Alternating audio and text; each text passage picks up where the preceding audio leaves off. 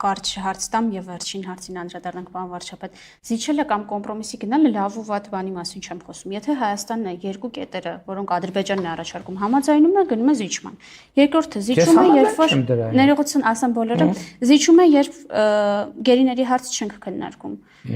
զիջում է երբ Ադրբեջանին չենք պարտադրում որպեսզի մեր օկուպացված տարածքներից հեռանա ասում ենք դա կթողենք սահմանազատմանը բայց Ադրբեջանը որևէ զիջման չի գնում, շարունակում է իր նույն խոսույթը, սա էլ պետք է անեք, սա էլ պետք է անեք, սա էլ պետք է անեք, հետո կմտածենք ստորագրել թե ոչ։ Մենք պետք է X պահից դադարենք աշխարհը ընկալել Ադրբեջանի բառապաշարով, խոսույթով եւ բանաձևերով։ Սա ամենակարևոր արձանագրումն է, որը ըստ էության ես հասկանում եմ, որ ցավոք մեր որոշ քաղաքական ուժեր ամեն ինչ անում են, որ Հայաստանի Հանրությունը աշխարհը եւ մեր իրականությունը եւ տարածաշրջանը ընկալի Ադրբեջանի առաջարկած բանաձևերով։ Այս ինչ որ նոր խոսում էինք, հարցի դիտանկյունի մասին էր խոսքը։ Երկրորդը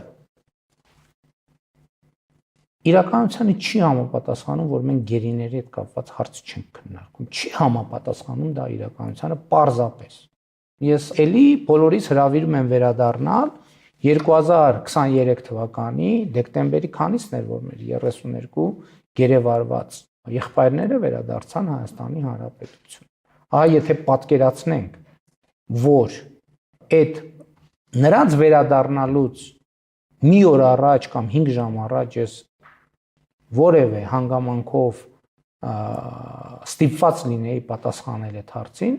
ես կտայի մի պատասխան, որը բացարձակապես բավարար համարել չի կարելի, չէր կարելի։ Որտեվ նախկինում էլ 2020 թվականին, 20 թվականի դեկտեմբերին, այս հարկի կողքի դահլիճում գերեվարված անձանց հարազատների հետ հանդիպման ժամանակ ես ասել եմ, որ կոնկրետ օր եմ ասել եմ, այսինչ մարդիկ այսինչ օրը հետ կգան, եւ դա տեղի չի ունեցել եւ դա եղել է առաջին եւ վերջին անգամը, երբ որ ես այդ թեմայով որևէ բան խոստացել եմ, որովհետեւ ես հասկացել եմ, որ եթե մի բան, որը մեր որոշման տիրույթում չէ, շատ սխալ է կոնկրետ ակնկալիքներ առաջացնելը։ Ավելի լավ է անորոշությունների համար քննադատությունների տակ մնալ, քան թե ակնկալիք առաջացնել եւ հիասթափություն առաջ բերել։ Ձեր հարցի երրորդ կոմպոնենտն է։ Մենք ինչ ենք ասել խաղաղության համաձայնագրի համաձայնեցված տեքստում եւ կանոնակարգով։ Ասել ենք, որ մեր սահմանը խորհրդային հանրապետությունների սահմաններն են։ Եվ մենք ասել ենք, որ այդ Ալմատի հռչակագիր բազային սկզբունք է։ Եվ այս սահմանով մենք պետք է իրականացնենք սահմանազատում։ Ասել, որ բոլոր տեղերում մենք ճշգրիտ կանգնած ենք այդ սահմանի վրա, ճշգրիտ միլիմետրի տարբերությամբ սահմանի վրա, այդ իսկ Ադրբեջանը ճշգրիտ կանգնած չի այդ սահմանի վրա, այդքան էլ ճիշտ չի։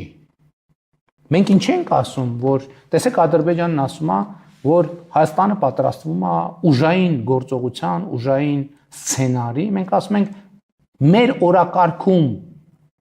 եղած որ հարցը մենք պետքա ուժային սցենարով փորձենք լուծել։ Այսինքն պետքա դու օրակարգում ունենաս հարց, որը ուժային սցենարով պետքա լուծես։ Եթե մենք ճանաչել ենք Ադրբեջանի տարածքային ամբողջականությունը